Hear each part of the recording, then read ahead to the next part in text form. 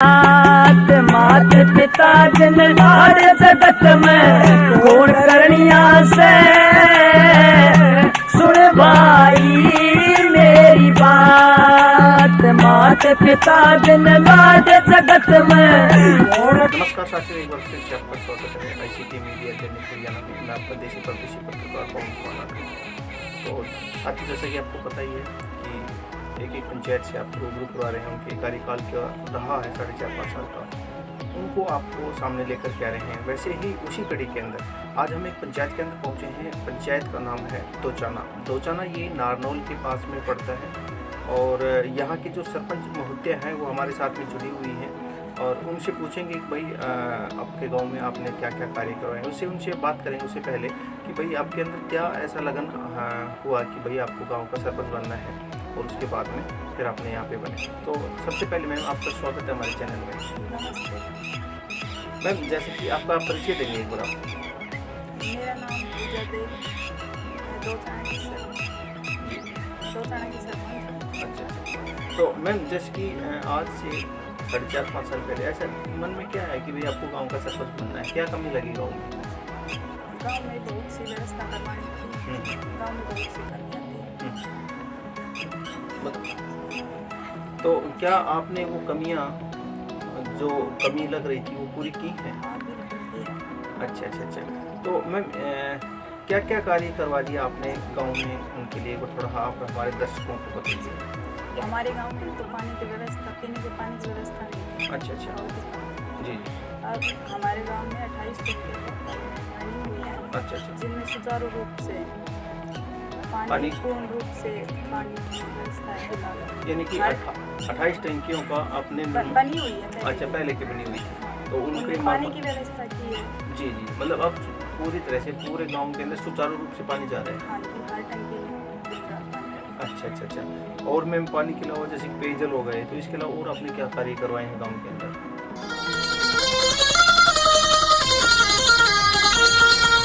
भाई पिछला कर्म ध्यान में लाना,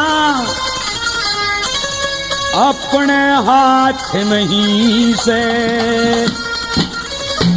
और गैर भी ओ बिन सोचे समझे बिन कंदने, मेरी गैल खराबी होगी रे।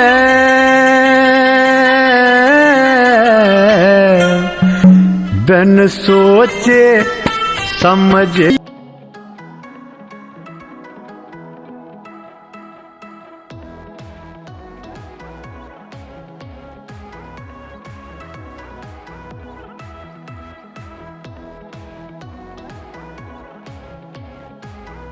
लिस्ट में रखी है कि क्या क्या करवाए, वो बताइए। नदी में नए पुल की खुदाई करवाई। अच्छा। नदी कौन सी? एक ये जो बड़ी नदी आती है आपके गांव के? हाँ, अच्छा। और नहर से तालाब में पाइपलाइन डलवाई। नहर से, मतलब ये मुझे लगता है कि आपकी लहरोदा साइड से आ रही है ये लाइन, मुझे ऐसा लगता है। हाँ। तो उससे पहले यहाँ पे आपने सब इसके अंदर जो ये आपका डैम बनवा रखा होगा गाँव में, ताकि उसके अंदर पानी आ जाए, उससे सप्लाई हो। हाँ जी, डैम। जी मैम। गंगला जोड़ में पूरा बनवाया। अच्छा। जी। और पानी के अंदर पुराने जोड़ को गहरा करवाया और उसमें डोकरे बनवाए। ये आपने जैसे लिस्ट बनाई, इसमें काम करवाया है आपने। और बताइए मैम। धर्मशाला की रिपेयरिंग करवाई। अच्छा, ये धर्मशाला पहले से बनी हुई थी? पहले की थी तो मरम्मत करवाते हैं। जी। अच्छा मैम, एक चीज़ और है कि जैसे आपके अंदर, आपके गांव के अंदर ये रोड और गलियाँ जो है, मैं देख रहा हूँ कि जैसे साफ सफाई में, तो ये आपने निर्माण करवाया है क्या सभी रोडों का? गाँव की गलियाँ पक्की करवाई। और ये जो मतलब काफ़ी सारे ट्यूबवेल हैं, यानी पंचायती रास्ते हैं, वो भी आपने रोड बनवाए हैं? हाँ जी। अच्छा। और मैम? 2 समझान घाटों में 3 सेट लगवाए। अच्छा। वॉलीबॉल ग्राउंड में वॉलीबॉल के लिए लोहे का जाल लगवाया है। अच्छा। ग्राउंड में रस्सा चढ़ने के लिए पाइप लगवाए, रस्सा लगवाया।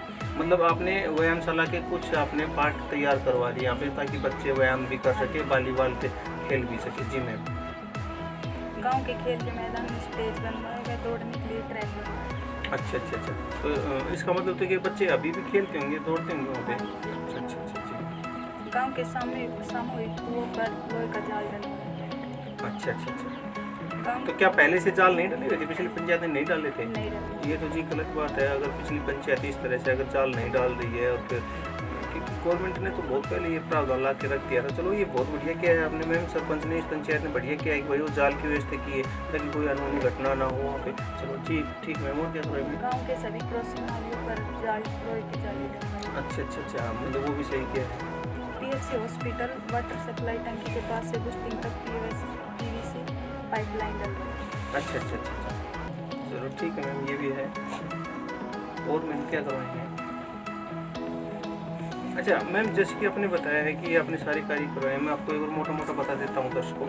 जैसे कि यहाँ पे लिखा हुआ है गांव की सभी गलियाँ पक्की करवा दी हैं। मैम ने तो बता ही दिया था, बाकी दोबारा से मैं आपको एक बार रिपीट करवा देता हूँ कि पीने के पानी की व्यवस्था जो है पूरे गाँव के अंदर करवा दी है। यानी कि 28 टंकियाँ थी जो पहले से भी बनी हुई थी, और आबादी इस गाँव की बताई जा रही है मेरे हिसाब से कोई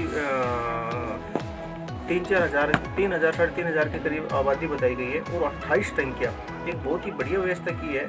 साथ ही मैं एक चीज़ और बताना चाहूँगा आपको कि जैसे मैं कल भी कह रहा था कि क्या है, अगर टंकियाँ हैं तो पानी की व्यवस्था बनी रहेगी, वेस्टेज पानी नहीं होगा, क्योंकि इतना ही पानी यूज किया जाएगा जितनी ज़रूरत है। अगर डायरेक्ट ट्यूबवेल चलाते हैं तो उससे फिर पानी की व्यवस्था बिगड़ जाती है, यानी कि पानी का बहाव होता है। तो मैम अभी बहाव तो नहीं बहता होगा आपके गाँव में, पानी तो वेस्ट तो नहीं जाता होगा, क्योंकि टंकियाँ जो 28 बनी हुई है 3,500 की बस्ती में, तो बहुत ही बेस्ट है ये।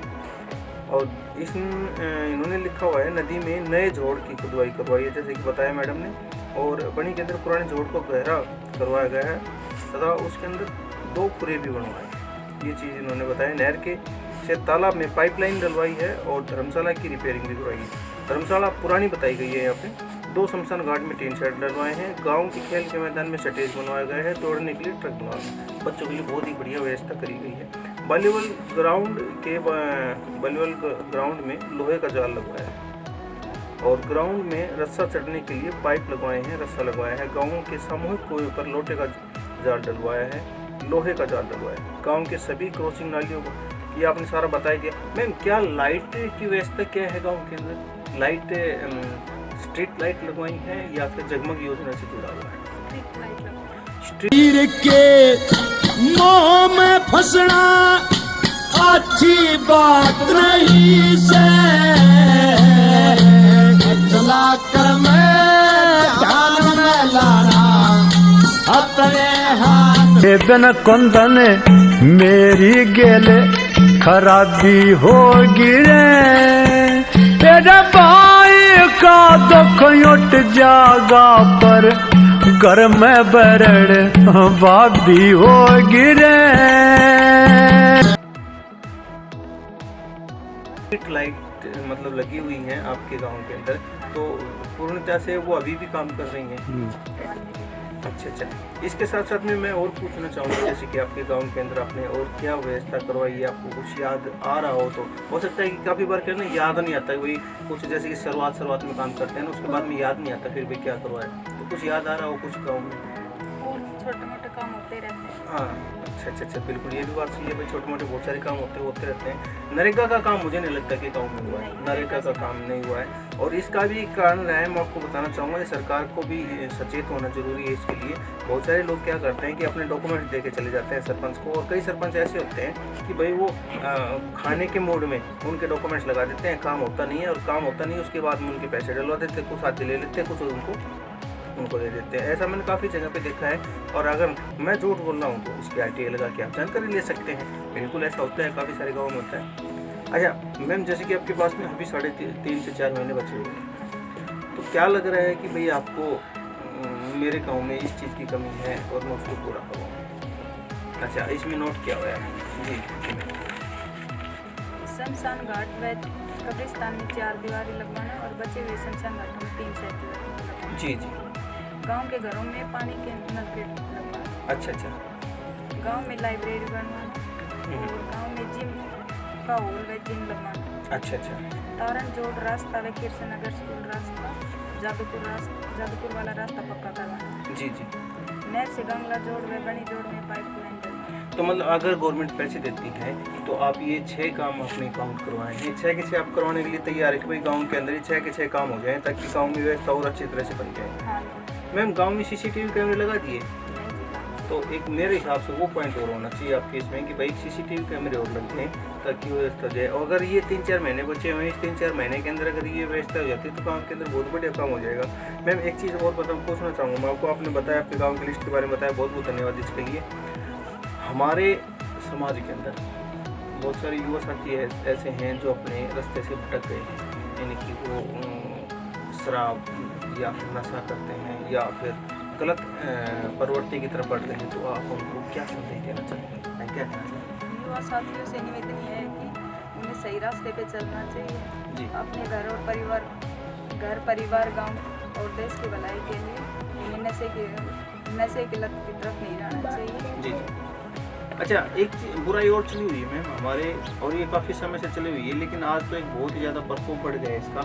लोग इसको ना मतलब एक तरह से होड़ सी बना रहे हैं कि भाई उसने ये कर दिया तो मैं क्यों नहीं करूँ, यानी कि दहेज प्रथा की बात कर रहा हूँ मैं। लोग दहेज बहुत ज़्यादा देते हैं और लेते भी बहुत ज़्यादा हैं, तो इसके ऊपर आप क्या कहना चाहेंगे दोनों पक्ष को, यानी कि लड़की वालों को भी और लड़के वालों को?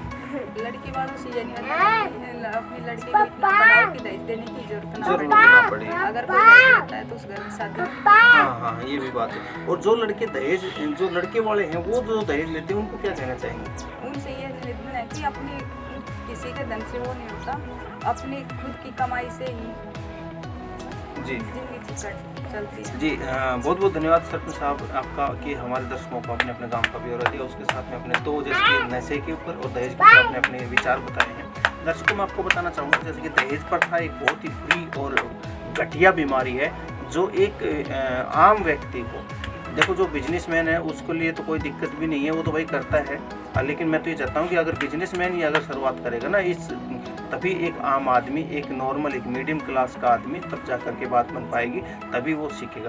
क्योंकि एक आम आदमी की पूरी जिंदगी की कमाई 2 जगह पे जाती है, या तो बेटी की 3 जगह पे। पहली होगी भाई मकान बनाएगा, पहली मकान, दूसरी हो गई ये सबसे पहले होती है बच्चों की पढ़ाई के ऊपर, क्योंकि पढ़ाई के ऊपर आजकल इतना खर्चा होने लग गया है, इतना होने लग गया है कि बहुत ज़्यादा। एक तो कमाई जाती है पढ़ाई के ऊपर, दूसरी कमाई जाती है भाई मकानों पे, और पूरी ज़िंदगी की तीसरी कमाई जाती है वो उसकी अपनी बेटी की शादी के अंदर। उसके शादी के अंदर उसको बहुत कुछ करना पड़ता है, और सामने वाला पता नहीं क्या मांग बैठे, और वो अपनी इज्जत बचाने के लिए, यानी कि अपने आप का एक बेटी का सम्मान रखने के लिए, वो मेरे बेटे को दुख ना हो इसलिए वो करता है। लेकिन मैं आपको बताना चाहूँगा जैसे कि मैम ने बताया है, बहुत बढ़िया पॉइंट बताया है, बेटे को इतना पढ़ाओ दहेज देने की ज़रूरत ना पड़े। तो ऐसा करना बहुत ज़रूरी है, और जागरूक होना भी बहुत ज़रूरी है, हम सबको जागरूक होना बहुत ज़रूरी है इसके लिए। तो साथियों बहुत बहुत धन्यवाद आपका हमारे साथ में जुड़ने के लिए। इसी तरह से अगली पंचायत के लिए आप हमसे जुड़े रहिए, तब तक के लिए धन्यवाद। जय हिंद, जय भारत। नमस्कार मैम, धन्यवाद जी।